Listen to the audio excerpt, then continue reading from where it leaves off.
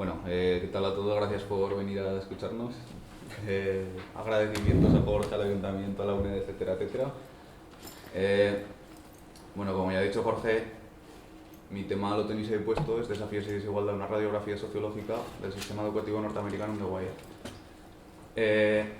The Wire, esta es una serie que se emitió en la HBO desde el 2002 hasta el 2008.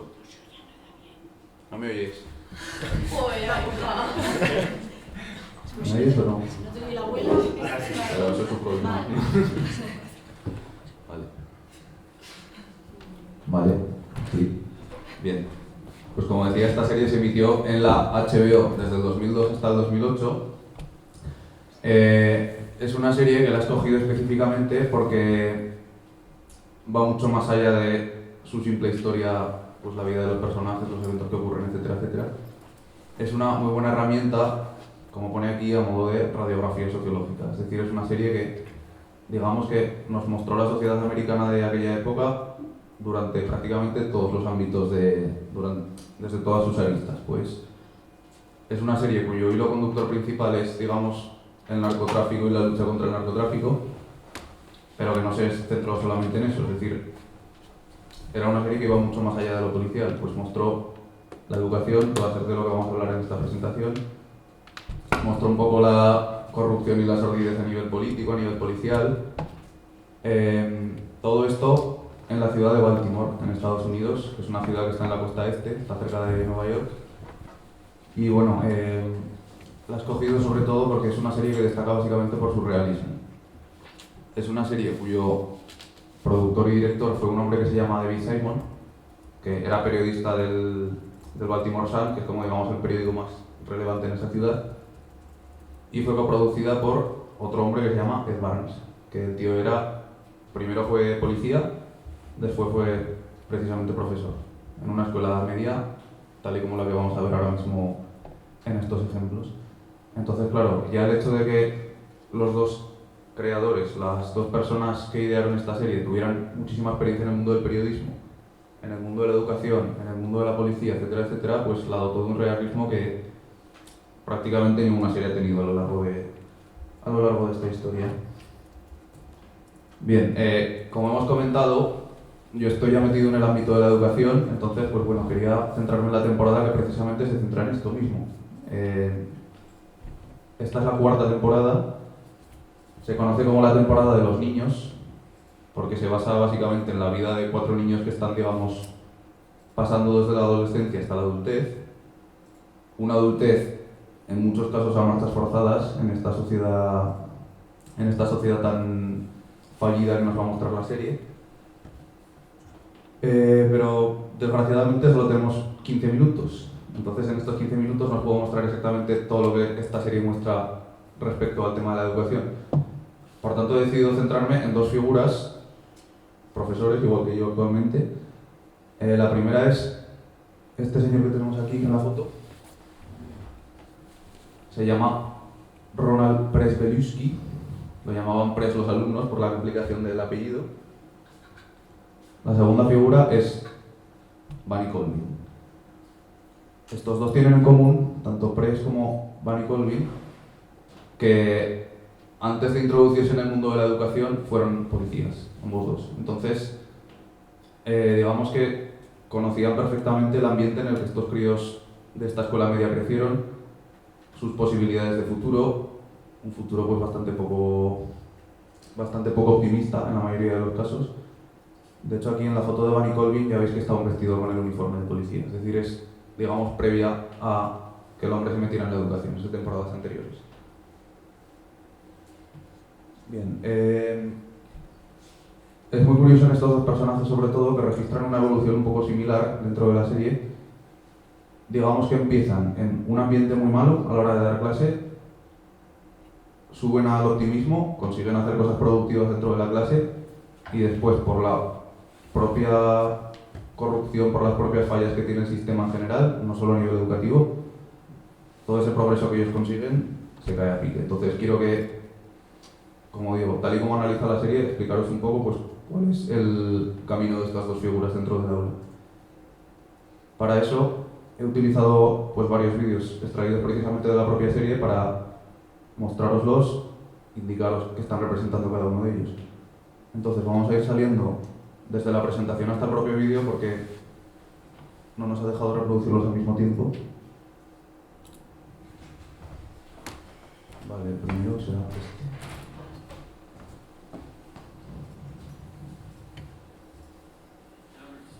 Vale. La serie os la he extraído en versión original porque la verdad es que en castellano es una serie que pierde muchísimo, porque no logra captar para nada el habla coloquial y tal que tenían, porque como os digo es una serie muy realista, entonces al pasarla al doblaje castellano la verdad es que perdían bastantes matices. Lo que hice fue sacaros estos clips subtitulados en castellano. Entonces espero que os dé para ver los subtítulos desde allí. Ellos serán demasiado pequeños.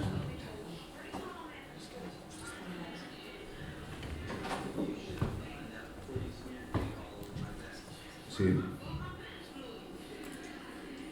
Desde aquí está el vídeo, ¿sí? Vale, ponemos eso aquí. Vale, reiniciamos.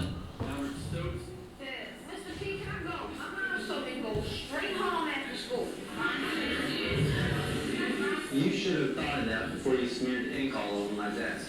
Where's my fault? My pants fluid. Michael Lee. Mr. King, please can I go? I ain't no lunch and my stomach making all these noises. Look, I won't ever disrespect your pencil again. I promise. Zenobia, it wasn't about the pencil. Please, Mr. King.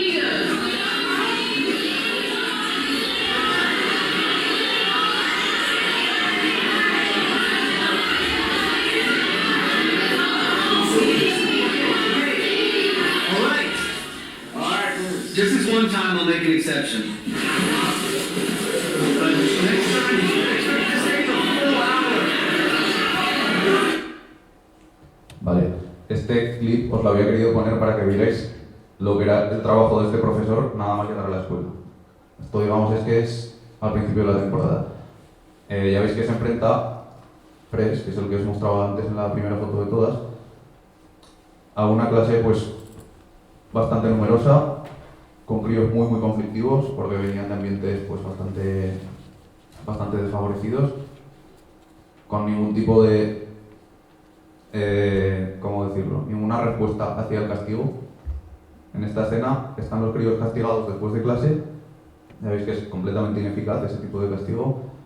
También nos muestra precisamente que muchos de estos niños tenían que haber crecido a marchas forzadas porque menciona uno en especial, Michael se lee aquí abajo. Es uno de los 4 niños protagonistas en la serie, digamos, que no tiene padre, o prácticamente no lo tiene, su madre está completamente enganchada a la droga y tiene un hermanito pequeño. Entonces este es un crío que con 13 años le tiene que ser padre, además de estudiante. Pues dices, ¿cómo vas a ponerte a castigar a críos una hora después de clase si tienen todas estas responsabilidades en su casa? Este, digamos, era el panorama de salida. Como os digo, pues bastante conflictivo y bastante difícil a la hora de dar clase. ¿Cuál es la cosa? Que él, Press, que es profesor de matemáticas, por cierto, descubre que a través de varias herramientas consigue hacer cosas productivas con los críos. Vamos a ver cuáles son este tipo de cosas. Esta es la primera. Daisy. Se ha leído bien el subtítulo, por cierto, son muy pequeños. Sí. Daisy lunch, but I said it can't be gambling. Yo, Mr. President, the quarter go ahead, remind them, that I got 25 shells. That's all. Come on, let's see what you got. Dang, flush. But it don't beat your 3 9s, right? Yeah, it do. It do? It do. It does. Kareem, you should be more cautious with your bet. Figure the odds. Yo, it's our lunch break. Don't be schooling us down. Hold on, let me talk. Well, for starters, you have to get a count on the diamonds. You know how many diamonds there are in the deck? 13. 13, that's right. Cards is all about knowing the numbers. The numbers, you can calculate the odds. Mike will have 4 diamonds shown. Hold on, babe. What about dice? I mean, does dice have odds too? Because mostly that's what we play. Dice. Yeah, sure. So can you show us the odds of dice? Yeah, man. Yeah. Vale, aquí es cuando él descubre por primera vez que puede enseñarles matemáticas a estos críos de una forma no convencional, digamos. Están jugando a las cartas lógicamente conllevan unas probabilidades y a través de las cartas los críos les preguntan que si les pueden enseñar a jugar a los dados, porque los dados es lo que ellos hacían básicamente. Entonces, después del panorama inicial tan malo que nos hemos encontrado, él descubre esto y se pone a utilizar los dados en clase de mate. The opponent's full. I'll come back. Yeah, what boy ready? He's about to get your money taken. Yeah. Thank you. Pay up, sucker. Brandon, what are you doing? Didn't we go over this? How many ways can you make a four? Not enough this blackhead. You saw. Yo, he just comes today, so he missed the whole thing about the odds. Right. Man. There's only 3 ways to make a 4. And to make a 7. 6. That's good. So what should have been your play?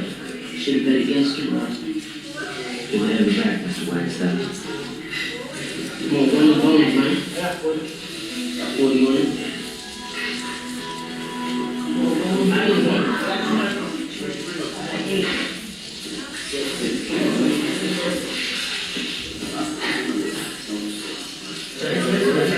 Trickers into thinking they aren't learning, and they do.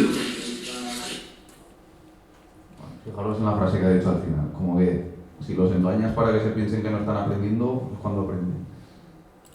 Pues bueno, digamos que este profesor comenzó con el panorama tan malo que hemos visto anteriormente, consiguió a través de pues, los juegos, los dados, las cartas y tal, enseñarles de forma efectiva matemáticas a estos críos, que de otra forma hubiera sido imposible, y después de, como os digo, este ascenso, es cuando le llega la hostia del sistema.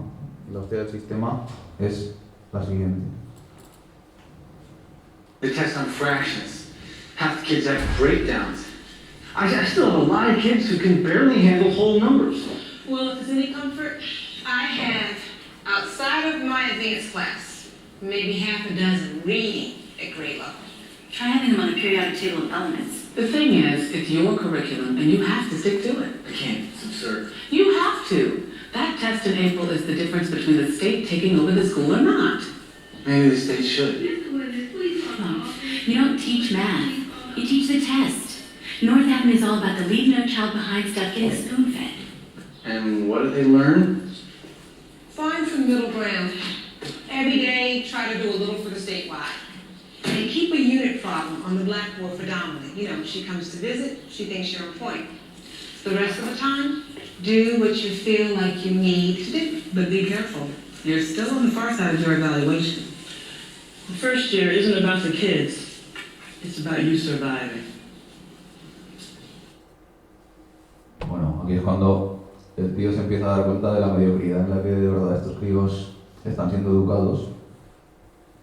Cuando de verdad estaba haciendo progresos, porque los críos anteriormente estaban de verdad aprendiendo estadística y aprendiendo probabilidades, llega el sistema y le dice, no, por aquí no. Tú lo que tienes que enseñar es un examen para que los críos saquen X nota y gracias a esa X nota nos sigan subvencionando las escuelas.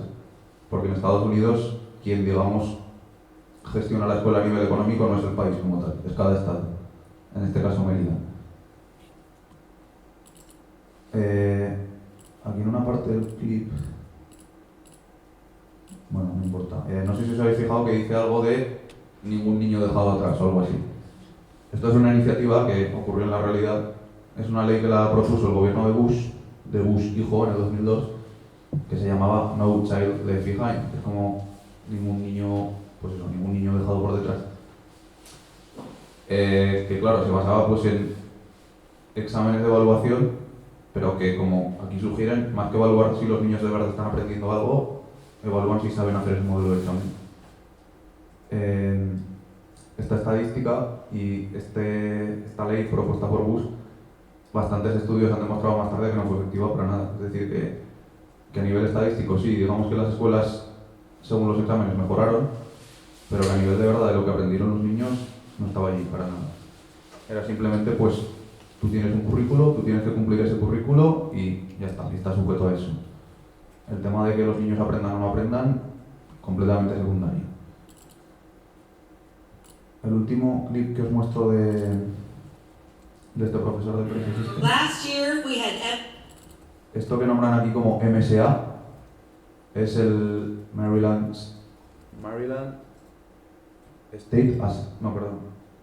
School Assessment, que es como el examen que precisamente evaluaba las escuelas de este estado.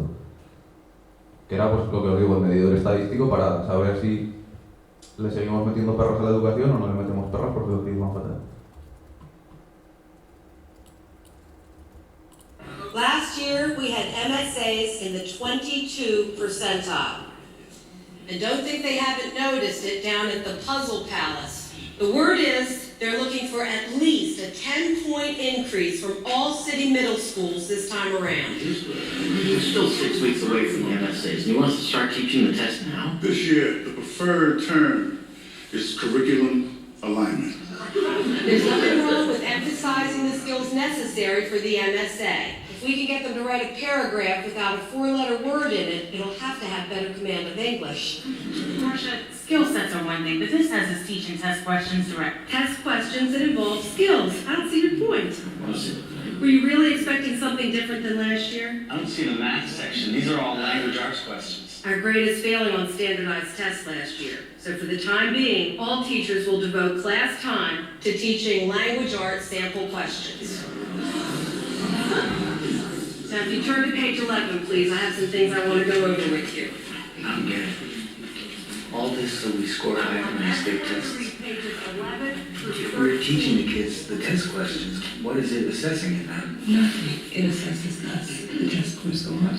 They can say the schools are improving. The scores stay down. They can't. Juking the stats, Excuse me? making robberies into larcenies, making rapes disappear. You juke the stats and majors become colonels. Been here before. Wherever you go, there you are. Bueno, pues como veis, es lo que dice al final. Este hombre Press, cuando previamente estaba en el cuerpo de policía, un poco funcionaban exactamente igual. Gente esclava de la estadística, pero son unas estadísticas completamente vacías, que de verdad no te estaban mostrando lo que estaba ocurriendo detrás de aquello. Entonces, bueno, pues pensado un poco el pesimismo que esto nos transmite a nivel de sistema educativo, de un maestro que había encontrado la forma efectiva de que estos críos tan desfavorecidos y tan detrás de lo que debería ser un niño con esa edad consiguieran aprender algo y le cortaron las alas. Le cortaron las alas solo para encajar en unos moldes estadísticos. El segundo profesor que os quiero mostrar es Manny Colvin, el que os he mencionado previamente. Bien, Manny Colvin, su papel en la serie es bastante curioso también, porque después de ser policía, se introdujo en el instituto como parte de un programa de la Universidad de Maryland, que era un programa que básicamente consistía en coger a los críos muy conflictivos, sacarlos del aula normal, introducirlos en un aula normal, o sea, en un aula particular para ellos, digamos, para que tuvieran un proceso de socialización antes de meterlos al aula ordinaria, porque en el aula ordinaria, con 25 críos más alrededor, no aprendían absolutamente nada y conseguían que los otros tampoco aprendieran absolutamente nada. Entonces, mueven una iniciativa en la que, más que enseñarles de forma curricular, es decir, enseñarles X contenidos, primero intentan que los críos pues expresen lo que sienten, les descubren bastantes trastornos psicológicos a muchos de ellos y trabajar un poco pues en su, digamos, humanidad antes de meterlos al aula y que ya se pongan a aprender. Lo mismo que antes. Empieza con un panorama bastante malo, consigue bastantes mejoras gracias a este aula. Uno de los críos, de hecho, se llama Neymon, acaba como su hijo legal, digamos, porque es un crío que de no haber terminado con él hubiera acabado también en una esquina vendiendo. Os voy a enseñar, igual que antes, el inicio de este proyecto. Lo tenemos aquí.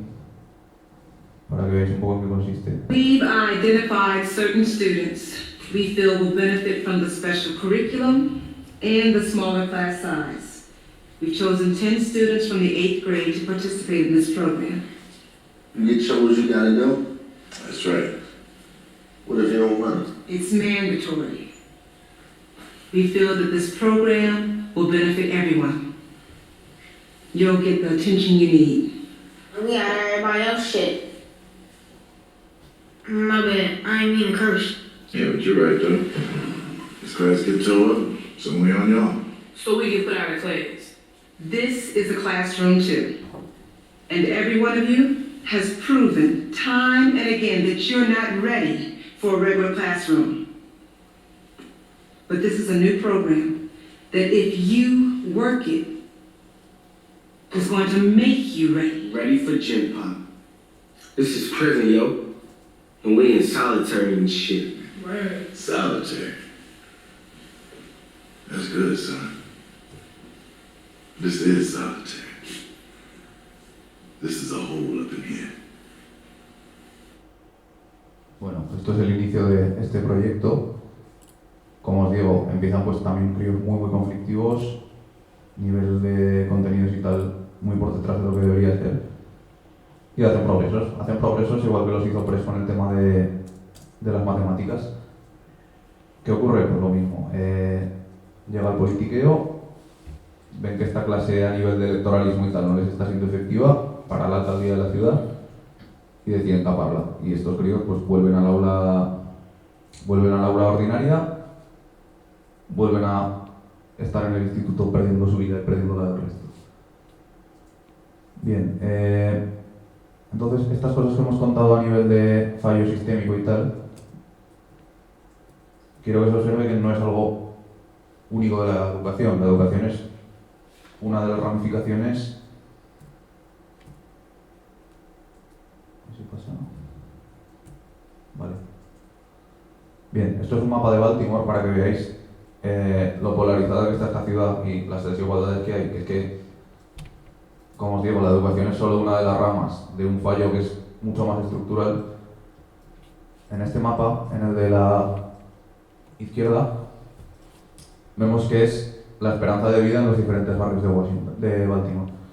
En el otro mapa, la segregación racial. Fijaros qué curioso que exactamente los mismos distritos de esta ciudad, en los que la población es mayoritariamente afroamericana, tal como hemos visto en este instituto ficticio pero no ficticio, hay barrios que llegan a tener 20 años menos de esperanza de vida que otros barrios.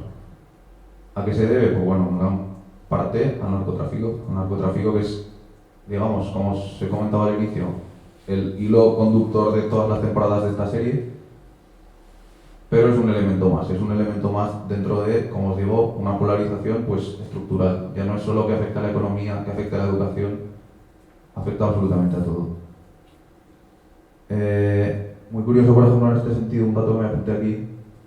En esta ciudad, en Baltimore, el 5% más pobre tiene un salario medio de unos $13.000 al año.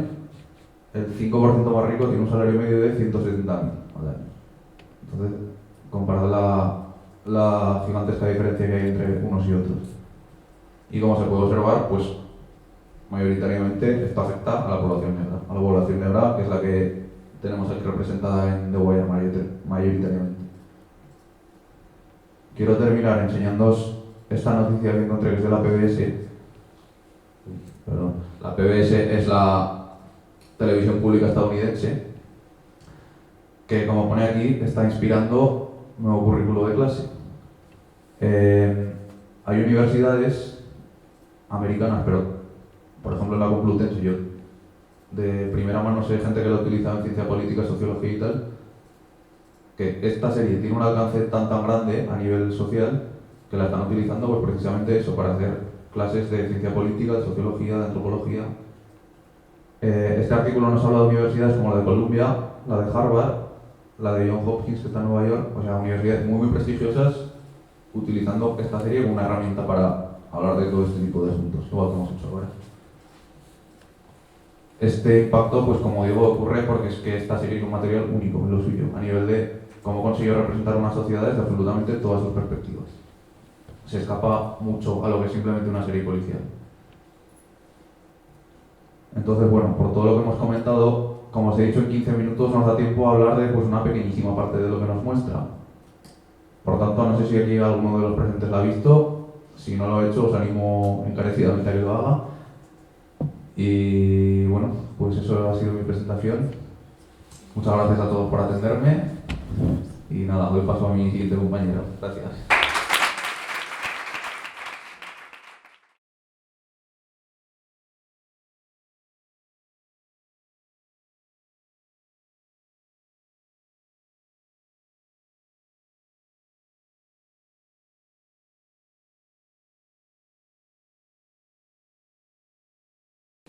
Mi nombre, como han dicho, es Beatriz Bazo, soy bailarina profesional y profesora de danza y vengo a hablar sobre la ansiedad, estrés y presión en el bailarín en formación.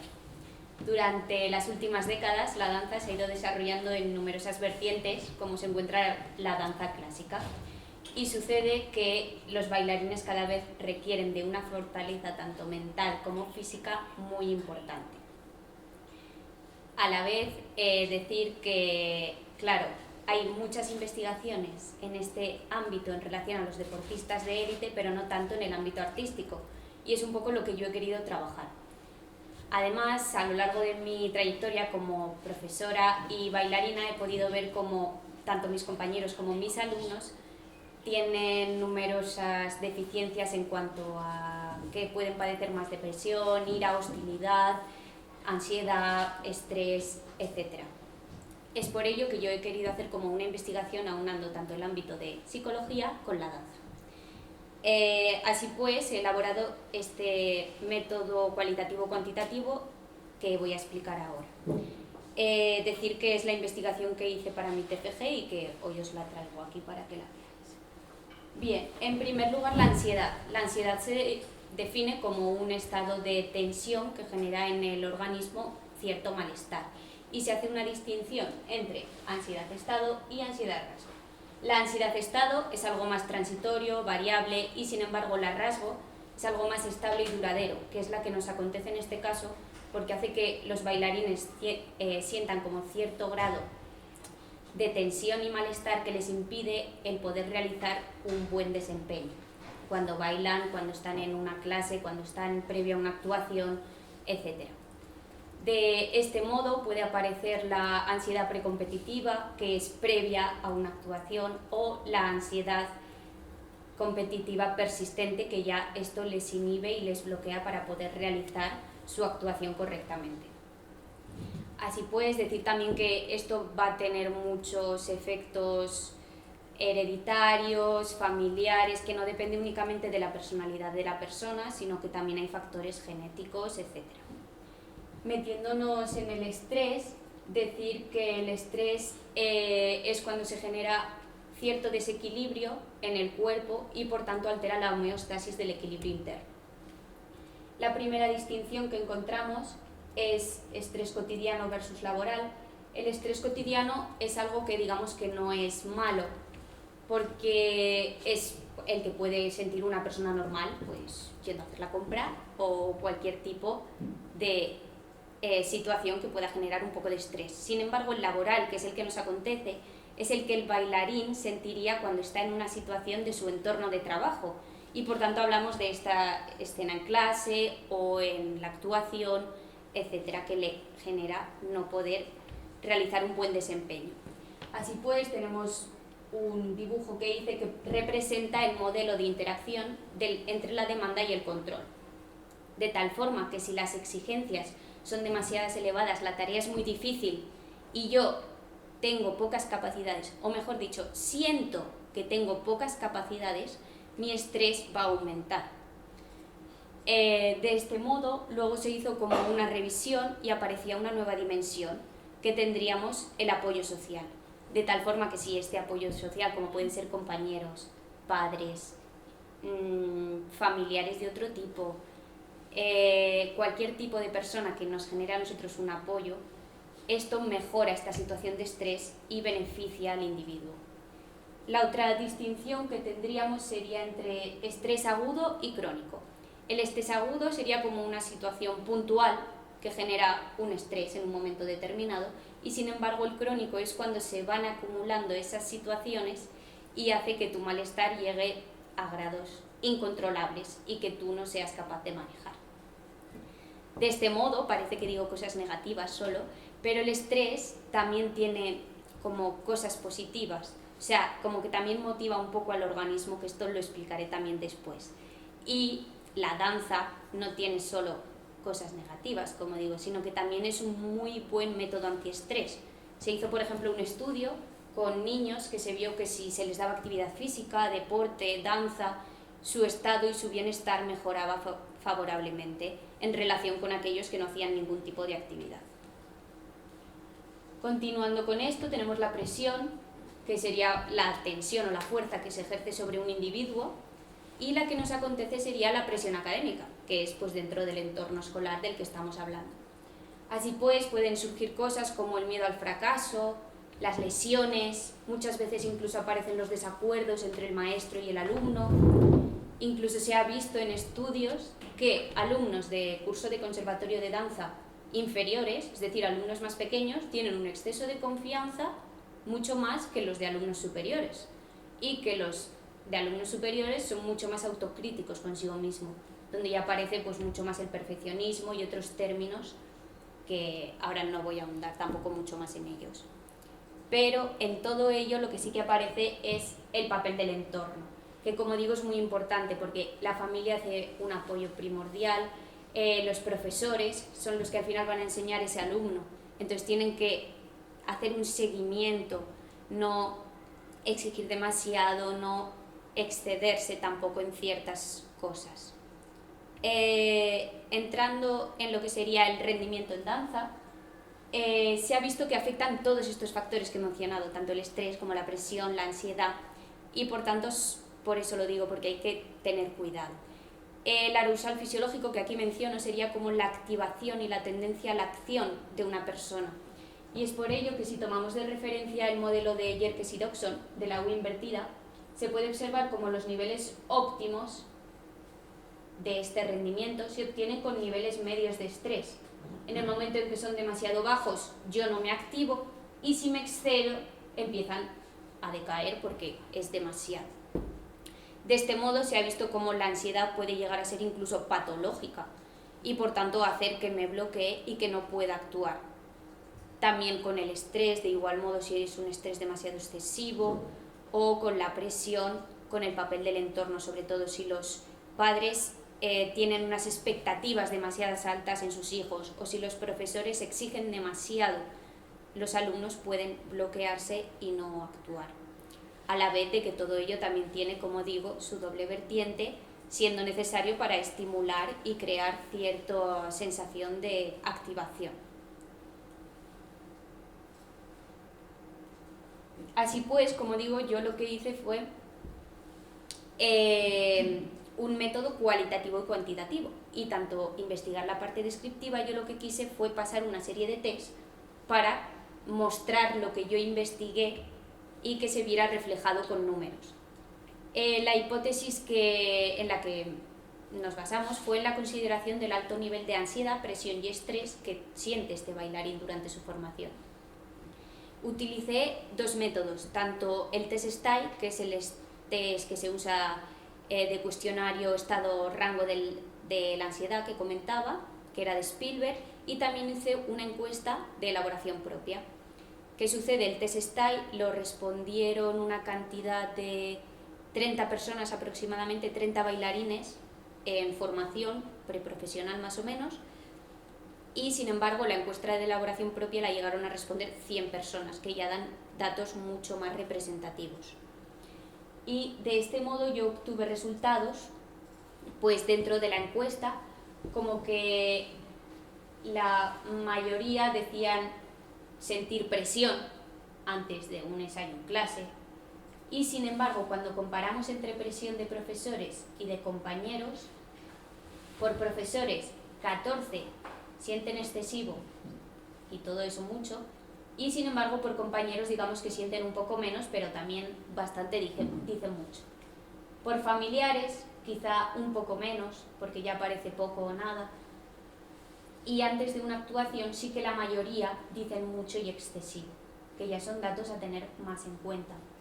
Por ejemplo, cuando se les pregunta más presionado, cuando tienen un ensayo, se sienten en un 80% más presionados por profesores, y previamente a una actuación ya aparece el factor de familia, que aquí no aparecía. Es decir, lo que digo, el papel del entorno es también muy importante. Sí. El nivel de estrés, con relación al nivel de estrés, pues tenemos el nivel de estrés antes de un ensayo en clase. Una persona dice excesivo, o sea, está dentro de un umbral que se puede controlar. Y sin embargo, antes de una actuación, 9 personas ya dicen excesivo. ¿En qué medida les influye un entorno estresante? Pues a la mayoría les influye mucho. De este modo, cuando se les pregunta si creen que el estrés que ellos sienten tiene más consecuencias negativas que positivas, la mayoría dice que sí. Pero también a la vez, cuando se les pregunta si creen que la danza les sirve de método antiestrés, también dicen que sí. Entonces, bueno, un poco esa dualidad de la que hablo. Luego, cambiando a la ansiedad, la mayoría dice que les inhibe a una buena actuación, si es en exceso. También cuando si se les preguntaba si se infravaloraban durante los ensayos y durante las actuaciones, la mayoría decía que sí, y que se sentían muy vinculados por el papel que tenían los profesores. Luego, antes de realizar un ensayo en clase, ¿cuál es el factor que creen que les afecta más? La mayoría, el 63%, dicen presión, aunque es cierto que salen los 3 factores de los que hablo. Es decir, que los 3 son igualmente importantes. Y luego sí que me parece curioso recalcar que la última pregunta que puse fue: ¿crees que tus profesores son capaces de ayudarte a gestionar estas emociones? La escala era del 1 al 5, pues la mayoría puso 1 y 2. Es decir, los profesores no son capaces, en su mayoría, dentro del ámbito artístico, de ayudar a gestionar esto. Y yo también es lo que trato un poco de fomentar, como que en los conservatorios o en las escuelas se dé mucha más importancia al papel que tienen los alumnos, que al final es lo importante, y su bienestar. Luego, en relación a los test, decir que este estudio que yo hice no corroboró con otros que hicieron anteriormente otras figuras muy conocidas, como puede ser Tamara Rojo. Tamara Rojo es ex bailarina y es muy conocida, ella hizo el doctorado, y a ella le salían unos perfiles de bailarines profesionales en torno a 10, de ansiedad, rasgo, el porcentaje le salía 10, cuando a mí me salieron valores por encima del 70, que eso es excesivo.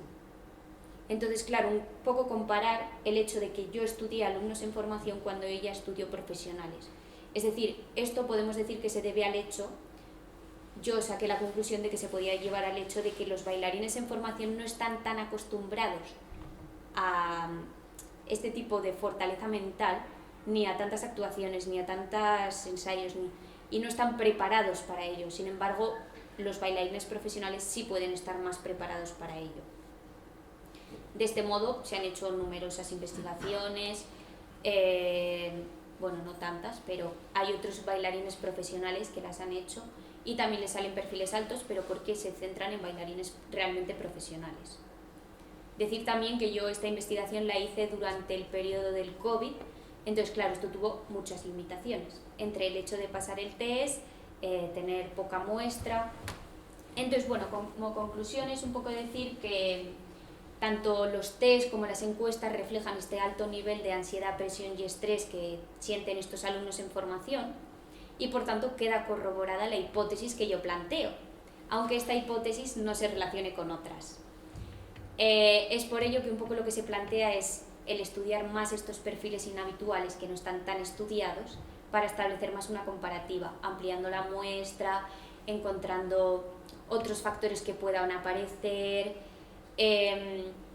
etcétera. Esto también lo hice un poco años anteriores con el máster, que estudié otros perfiles como la motivación, estudié también el perfeccionismo, etc. Y bueno, también es algo que pues probablemente siga indagando durante mi doctorado. Así que nada, muchas gracias por su atención, gracias al Ayuntamiento, a la UNED, a Jorge por invitarme y gracias.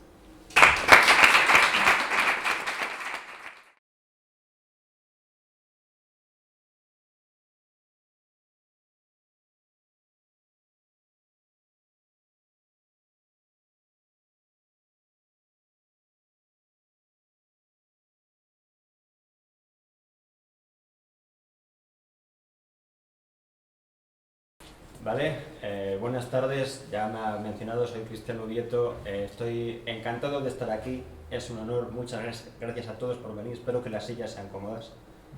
Sí, perfecto. Voy a hablar, como pone ahí, del arte de la lengua inglesa y su importancia, pero no solo del inglés. De hecho, como podéis ver aquí, el índice está en inglés, pero no os preocupéis que esto será en español. No he traído ni la pizarrita ni el radiocassette típico de los profesores, así que no os voy a dar el palo. No solo voy a hablar del inglés y lo que significa para mí, porque esto va a ser muy personal desde mi experiencia, sino también de la docencia como tal, de lo que significa el papel del profesor, sobre todo últimamente con las nuevas generaciones, y lo relacionaré luego un poco con el inglés, que para eso es a lo que me dedico como profesor y a lo que he venido aquí. Entonces, inicios. Vale, aquí donde me veis en un primer momento, y esto es importante, en el instituto no me gustaba nada el inglés. Igual parece contraproducente, si no era a lo que me dedico, pero sí que es verdad que llegaba a un punto que no es que llegara a aborrecerlo, es que siempre estaba mirando y calculando los puntos que necesitaba sacar en cada apartado a ver si con eso aprobaba. O sea, no le veía en la necesidad de saber nada más, era aprobar y punto, se acabó.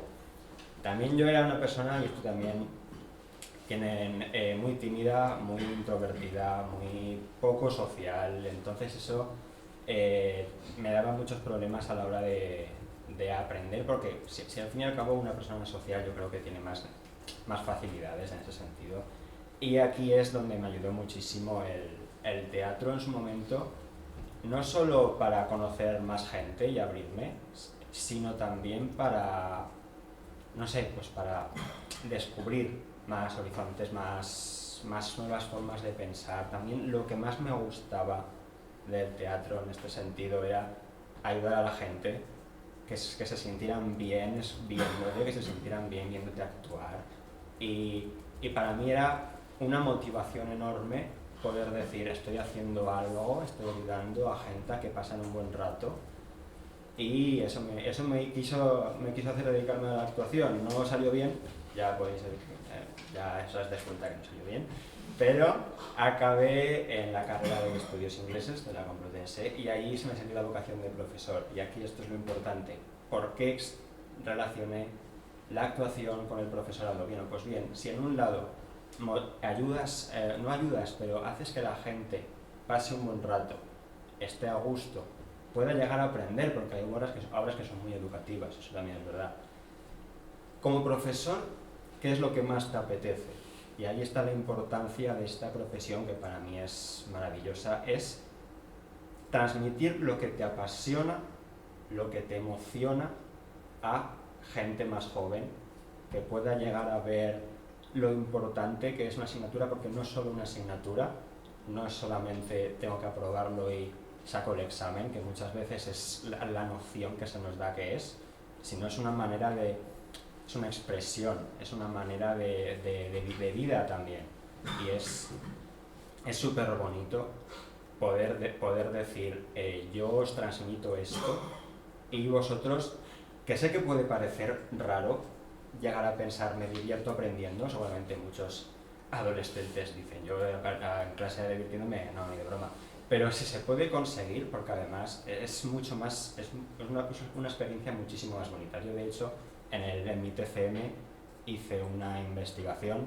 con adolescentes de un instituto de Barbastro, en las que ellos también, en las encuestas, me dejaban claro que se lo pasaría muchísimo mejor con más juegos, con más interacción en las aulas, que no solo con exámenes teóricos, que al fin y al cabo eso luego les puede llegar al examen no me sale la palabra, se me ha olvidado,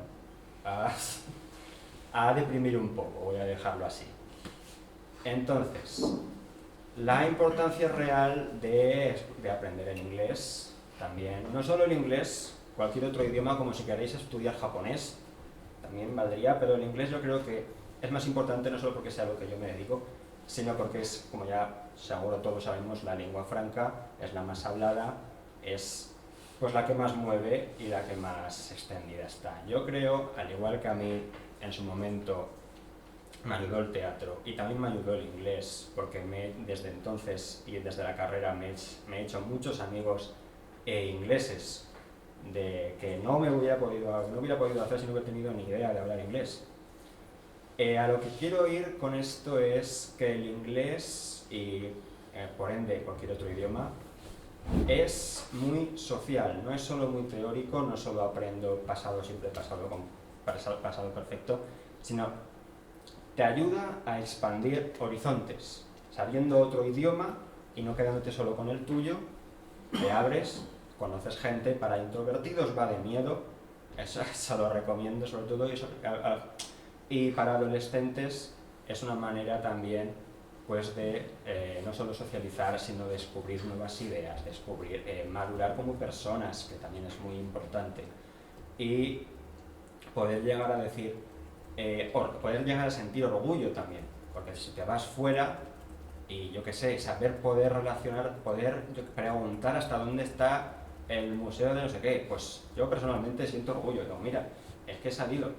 Entonces, el inglés, y esto yo creo que es así, sí, no es muy largo, ya veis, pero así como conclusión, yo creo que da mucha pena muchas veces que muchos estudiantes, como yo lo era en su momento, que sí que es verdad que yo he aprendido y he sabido ver la importancia de esto, pero también es verdad que porque estudié lo que estudié, y si no, igual no lo hubiera hecho.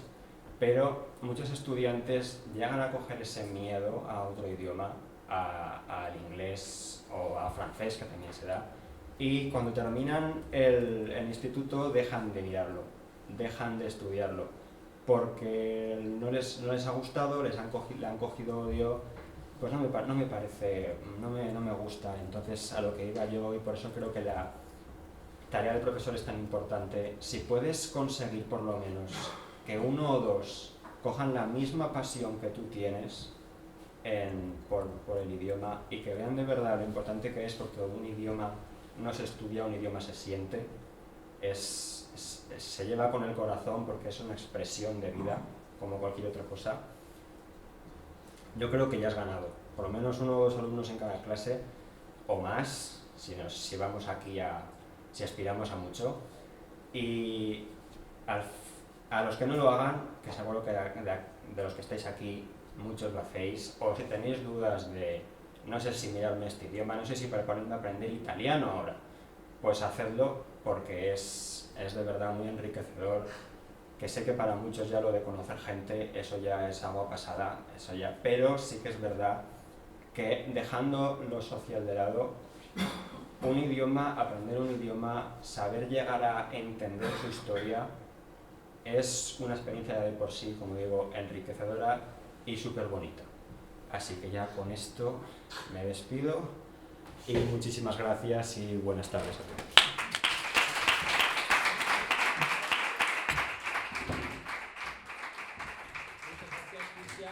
Thank you very much. Han leído y hazle caso a Cristian y ponte con el inglés, que buena falta te hace. Muchas gracias. Bueno, ahora vamos a abrir un turno de preguntas antes de pasar con la conferencia de Livia. ¿Enchufas las luces, Marta? Sí. Que desde aquí nos vemos prácticamente nada, así que vamos a enchufar las luces. Cualquier pregunta, comentario que tengáis, también os podéis preguntar entre vosotros, vosotras. También creo que sois los dos primeros, yo creo que hay de estudios ingleses, y habéis coincidido también juntos. Me parece muy curioso que somos la mesa de artes y humanidades, hemos hablado los tres de la educación. Sí, sí, sí. También yo esto sabía que iba a pasar de todas formas, pero... Que al final son dos cosas que van muy ligadas una de la otra. Sí, sí, supongo que sí. Livia. Bueno, gracias por este panel. Han sido muy interesantes las tres presentaciones y tenía algunas preguntas para vosotros. En primer lugar, Miguel, la serie de Wild es una serie de culto, yo no la he visto, después de tu presentación la voy a ver seguro. Y trata del tema de las desigualdades estructurales y cómo se reflejan en la educación, todo el impacto que tienen. Esto en antropología de la educación es uno de los temas que se lleva trabajando desde hace ya décadas. Estaba pensando, por ejemplo, en la etnografía clásica de Yonoku, de Next Generation, que trata precisamente de un contexto semejante y hace todo el análisis antropológico. Y una cosa que he notado en tu presentación me ha dado la sensación de un tono como de poca esperanza, ¿no?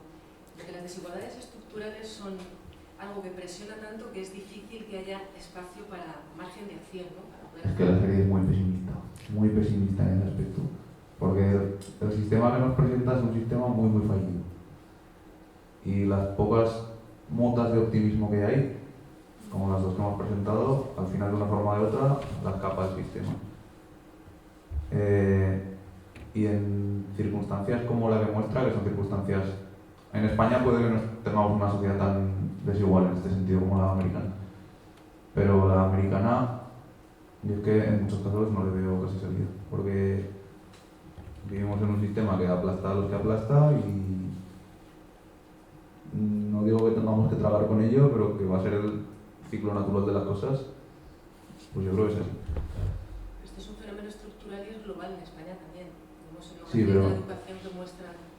Yo en España, en el centro en el que estoy, por ejemplo, no veo... Se observa paralelismo respecto a lo que vi yo en esta serie, pero no son circunstancias tan extremas, digamos. Porque no existen tantas armas, no existen tantas drogas, no existen los... a nivel de homicidios y tal, lo que puedes tener allí. Entonces no lo veo tan exagerado como lo que nos muestra esta serie, pero sí que hay paralelismo, sí. Encuentras también situaciones, etnografías. Para mi tesis doctoral precisamente hice una etnografía en un barrio en Andalucía donde más de la mitad de la población que había en el instituto y en el colegio de primaria eran de lo que se llama etnia gitana y la otra mitad eran inmigrantes de Marruecos. Y era un centro que era, no es que tuviera el programa de adaptación educativa, era un centro de adaptación. Entonces he visto situaciones, salvando todas las distancias y en otro contexto cultural, situaciones de aula bastante duras también y situaciones de miseria bastante graves. Son distintos, son contextos muy distintos, quiere decir que es algo estructural. Y la pregunta que te quería hacer es si tú como docente ves que puedes hacer algo. Yo creo que llegamos o deberíamos poner de nuestra parte para hacer lo máximo que esté en nuestra mano, y lo que eso te lleve, pues te llevará a donde te lleve, pero bueno, y que claro, eso es, el docente tiene parte de responsabilidad, pero hay otros organismos que también participan, pues en mi colegio tenemos que si orientación, que si trabajadores sociales que vienen al centro, etcétera. Entonces, de forma orgánica intentar desde el docente, desde intervenir en las familias, trabajadores sociales, orientación, como que todos los organismos intenten girar en la misma dirección. Y en algunos casos llegaremos y en otros no llegaremos. Lo que está en nuestra mano es pues intentarlo y luchar por él. Me parece en ese sentido un poco más esperanzador la última presentación de Cristian, pues a lo mejor un diálogo, ¿no? En ese sentido estaría interesante. Yo siempre voy con optimismo. Yo miro siempre lo bonito. Pero sí, yo me estoy encontrando realidades en el aula que no... O sea, sí les veo salvación por un lado, pero no se las veo por otro. Y a nivel, pues como digo, a nivel curricular son críos que no tiene sentido. Porque igual hay críos que tienen un desfase de 5 cursos fácil, que están en segundo de la ESO con un nivel de contenido de primero de primaria, pues que los niños tú no tienes que enseñarles gramática inglesa, es que hay que enseñarles otro tipo de cosas. Si puedes incidir en esos aspectos y que esos aspectos mejoren, pues ya estás ganándoles algo. Pero también un poco lo que ha dicho Cristian, que no es solo enseñarles el past simple y el past perfect, es que eso si son críos que es que están 5 cursos por detrás de lo que les tocaría. Yo creo que hay que trabajar pues en otras cosas, en su socialización, a través de apoyos. Los apoyos en el instituto hay algunos que sí que funcionan bien, pero dentro del aula ordinaria al mismo nivel que el resto es que es improductivo para unos y para otros. No sé si te he respondido a lo que me preguntó. Sí, era una reflexión. Vale, sí, claro, divago. Esta mañana ha habido un poco más de esperanza, ¿eh? Ha sido el área de ciencias de educación, ha habido un poco más de esperanza. Ha venido un director también de un pueblo que se llama Épila, no sé si en Zaragoza, pero hay un alto porcentaje de alumnado de etnia gitana y llevaba 34 años o algo así de director en ese mismo instituto. Y la verdad es que ha sido muy inspirador y ha transmitido un mensaje más positivo que el de Baltimore. Sí, sí. Entonces supongo que sí, depende de la experiencia de cada uno. Él también ha dicho, no sé si tú estabas en él, pero él también dice, yo soy positivo por definición, porque si no, claro, pues te empiezas a pensar y en educación pues nada, somos un poco pesados a veces, de pesimistas, y yo creo que hay con esa positividad, esa esperanza que yo creo, que dices tú, Livia, porque si no es verdad que es muy fácil verlo todo muy negro, ¿no? Tú tienes que intentar abordar cada caso. Tienes que intentarlo. Si lo consigues, pues lo consigues. Y si no, pues no. Pero, claro, de buenas a primeras sí que tienes que intervenir en todo lo que puedas. Hasta donde lleguemos, claro. ¿Me salió otra pregunta? Sí, a ver, una pregunta así en general, ¿no? Como me parece que os dedicáis a educación, por lo menos los de inglés, ¿no? ¿Tu nombre, el de la chica, se me ha olvidado? Bea. Bea. ¿Tú te dedicas también a la educación? Sí, soy profesora de danza. De danza, ¿no? Que en ese sentido es verdad, están las artes representadas con la danza y con la afición al teatro, ¿no? De Cristian. Sí, eso es un secundario. Me pregunto, ¿no? Ante el pesimismo y lo que decía Livia, de Miguel o de un poco esto, claro, los profesores de secundaria que hacéis el posgrado, ¿no? O el máster de educación, ¿creéis que estáis dotados de herramientas para trabajar fuera de lo que es el currículum, lo emocional, lo social, ¿no? Que es un poco a lo mejor lo que os puede llevar al pesimismo, si no tenéis armas o recursos? Eso es lo que el máster nos tenía que haber enseñado. Claro, es lo que el máster pretende, pero no se hace, ¿no? No. Claro, y eso, por ejemplo, en el ámbito artístico, perdón, lo que sucede es que muchos bailarines van directamente... Proyecto. Que muchos bailarines lo que ocurre es que directamente se meten a ser profesores porque termina su carrera artística y inmediatamente después lo que hacen es ser profesor. Y es como, perdona, ¿y tu carrera en la que te enseñan eso? Porque yo he estudiado 4 años para que me enseñen pedagogía de la danza. Entonces es un poco también en ese ámbito, que no pretendas que en un año, o por amor al arte, nunca mejor dicho, seas capaz de enseñar o tener las herramientas necesarias para poder enseñar. Sí, para poder enseñar que está con personitas educando, ¿no? Yo creo que... Y en cuanto a ti, Cristian, una curiosidad, ¿vale? Sí, como has lanzado lo del teatro, ¿hubo algo, o sea, tú fuiste, o tuviste la inquietud de estudiar arte dramático y te pasaste al inglés o cómo fue? Es que fue...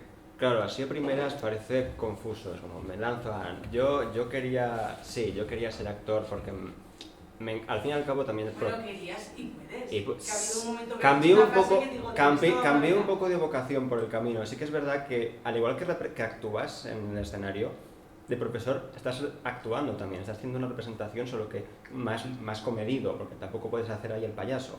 Pero sí que es verdad que cuando no conseguí entrar en arte dramático, me fui por mi segunda opción, que era la filología, porque leer me encanta y eso dije, pues me puede interesar. Y como no me gusta dejar las cosas a medias, pues dije, pues me termino la carrera y luego ya voy por lo otro. Pero a mitad carrera me salió la vocación de profesor cuando vi que esa misma energía que podía transmitir actuando, podía intentar transmitirla a gente joven y para que viera lo que a mí me apasiona, la asignatura, que es el inglés. Entonces, ese es el trayecto que hice.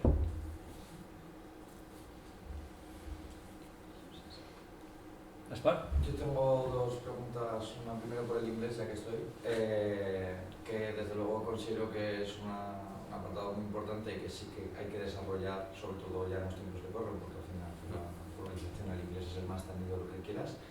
Pero claro, yo estoy intentando aprender ahora en una academia después de haber dejado, habiendo estudiado, digamos, hasta segundo bachiller, y ahora, después de 4 años, volver a enganchar a estudiar en una academia, que me da la sensación de que estoy volviendo a ver lo mismo, de pues, present simple, present continuous, pasado, como la gramática y una estructura de estudiarlo que luego no me vale. O sea, ¿cómo me recomendarías a mí, si no voy a estar en contacto directo con gente hablando en inglés aquí en España, aprender inglés? Lo que más te recomiendo, pelis y series. Yo creo, el inglés muchas veces hay mucha gente que se centra en la teoría, pero cuando mejor se aprende un idioma es escuchando y entendiendo. No solo escuchando, porque te puede hablar un inglés y si tú no estás entendiendo lo que estás escuchando no vas a aprender absolutamente nada. Tienes que entender lo que estás escuchando. Entonces empezar con la televisión y las series es muy bueno porque tú escuchas con los subtítulos, que a mucha gente le da palo, pero es necesario. Estás interiorizando lo que estás escuchando y estás leyendo las traducciones. Entonces poco a poco tu mente, tu oído se va haciendo a lo que está escuchando. Y de ahí poco a poco vas mejorando en el habla, luego te puedes hasta arriesgar y decir, mira, sin subtítulos, soy un héroe, soy valiente. Y ya poco a poco tu oído se va haciendo, porque vas a empezar ya, conforme te das cuenta, cada vez vas a entenderlo mejor. Y poco a poco, luego si puedes hasta lanzarte y decir, voy a intentar hablar con algo en inglés de verdad. Y así es como puedes empezar, con práctica, con speaking, sobre todo speaking. Present simple y todo eso, para la academia, pero el speaking es lo que te mueve. Y luego, entrando ya en la danza, no sé al final si tomarme como que la presión, el estrés puede ser como una herramienta positiva o negativa, y lo que sí sé, llevándolo un poco al entrenamiento y al rendimiento en los deportes, que es un poco lo que yo entiendo, pero que es muy similar a lo que puede ser una danza, una competición o un evento de danza. Yo creo que ahí hay que diferenciar muy claramente qué es el periodo de formación o el hobby y qué es el espectáculo y la competición. O sea, que igual hay gente que quiere bailar solo porque le apetece bailar y quiere aprender esa modalidad de danza, y gente que quiere exponerse a lo que es un espectáculo de danza. Y hay que diferenciar muy bien porque no tiene mucho sentido meter a un grupo que solo quiere bailar un poco y hacer un hobby en el grupo de competición, que ahí va a estar sumado a mucho estrés y a mucha presión que encima no quieren asumir. Claro, sí. Y muchas veces, bueno, respondo primero a lo primero. Que sí, los factores que yo he comentado es lo que tú dices. Pueden ser tanto positivos o negativos. Depende sobre todo de la personalidad de la persona y cómo a ella le pueda afectar. Entonces es por ello que lo que hay que tener cuidado, porque puede tanto activarte como inhibirte. Y lo otro, estoy totalmente de acuerdo, porque muchas veces lo que ocurre es que se meten a una escuela y claro, el profesor se excede de pedir o se excede con el alumno porque considera que él quiere más, pero igual es lo que tú dices, igual es un hobby. Entonces sí que es verdad que yo también haría una distinción entre aquellos que quieren más y aquellos que no. Pero esto es muchas veces lo que no ocurre y lo que a mí me gustaría como que se mejorase. O sea, el hecho de saber bien dónde estás, porque sí que es cierto que vas a un conservatorio y la gente normalmente va por vocación y entonces realmente ahí se les exige más, pero tampoco sabes hasta qué punto han entrado porque realmente el padre quería que entrara su hijo ahí. Entonces, bueno, es un mundo complicado, digamos.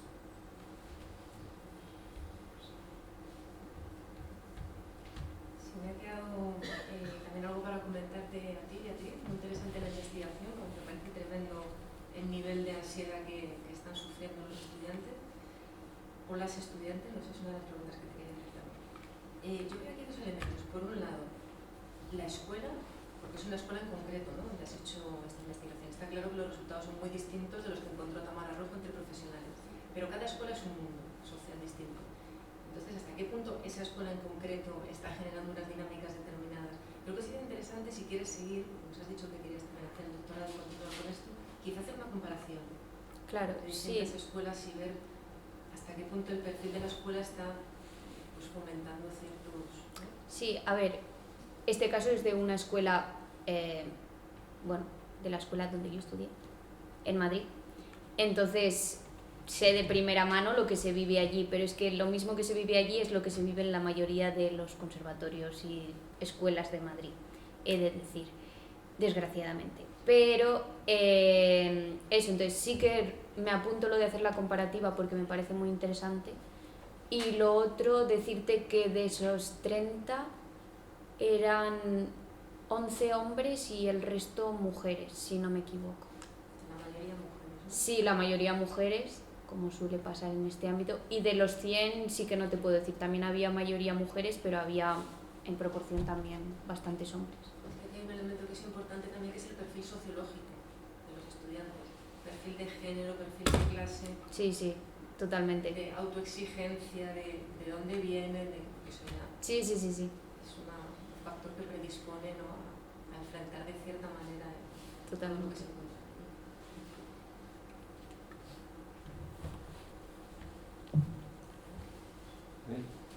¿Tú? Sí. Bueno, primero muchas gracias por las charlas, las tres súper interesantes. Yo tenía una pregunta para Bea, que es ¿cómo de fácil o de difícil es detectar estas primeras señales de ansiedad grave y de estrés en los alumnos? Y cuando las detectáis, ¿qué herramientas tenéis para atajar estos problemas antes de que vayan a más? Porque has mencionado que son problemas graves y que tienden a ir en un aumento. Claro, muchas veces, a ver, como compañera, por ejemplo, lo que yo he hecho es sobre todo lo que hablaba de tratar de ser el apoyo de esa persona y buscar más acompañarle en esa situación. El intentar como desvincularse un poco más de lo que del factor que le haría como estresarse o que siente más presión, digamos, ponte que el factor que le estresa a tu compañero es el profesor, pues como intentar desvincularlo un poco de ese factor, aunque siga estando allí, y servirle tú de apoyo y sobre todo, en casos necesarios, acudir a un profesional, porque tú realmente pues no eres ningún tipo de psicólogo. Pero en mayor medida eso, tratar de brindar apoyo y acompañar. Sí, esto para ti también. Me he dado cuenta que cuando estabas hablando de todas las cuestiones de la falta de confianza en los danzantes más profesionales, una cosa que parece observarse es una especie de síndrome del impostor, es decir, un perfeccionismo atroz que no solo en el campo de la danza, se da en todo sitio. Generalmente, no obstante, este síndrome del impostor parece que se da en casi todos los participantes en estas clases.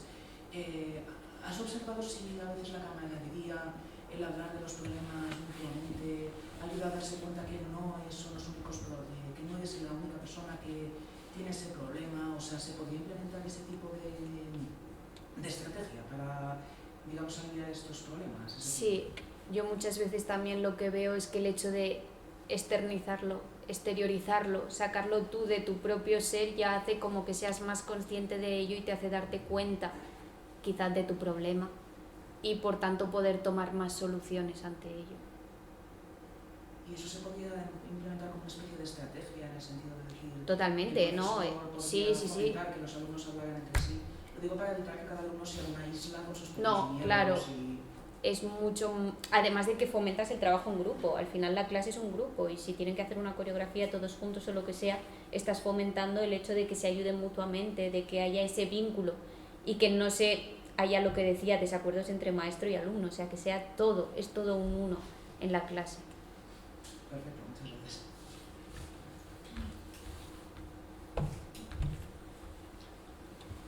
No sé si alguien quiere preguntar algo más. Yo por volver un poco al inglés, y igual con esto cerramos, si nadie más quiere decir nada, estoy de acuerdo con Livia, estaba pensando yo, ¿no?, que ha sido un poco como, por un lado, he escuchado a Miguel, Dios mío, hay gente que lleva un retraso curricular de 5 años, y por otro lado como la ilusión también de Cristian, decir, bueno, si te gusta, ¿no?, vamos a transmitirlo. Y hay un tópico, ¿no?, que se repite mucho en España, que yo creo que alguno de los dos ha mencionado en algún momento, ¿no?, como ese, creo que has sido tú, ¿no?, el miedo, la vergüenza a la lengua extranjera, al hablar. Entonces, quería preguntaros qué opináis sobre eso, porque es algo que se ha dicho mucho siempre, ¿no? Yo siempre lo he oído. No es que en España, es que se nos da fatal, es que nos da vergüenza hablar, que sí, que los de fuera hablarán mejor, pero que no, que aquí en España que no. Entonces quería preguntaros qué pensáis de ese tópico, si creéis que es real, y si creéis que es real, ¿qué lo causa? ¿Una lejanía del castellano al inglés?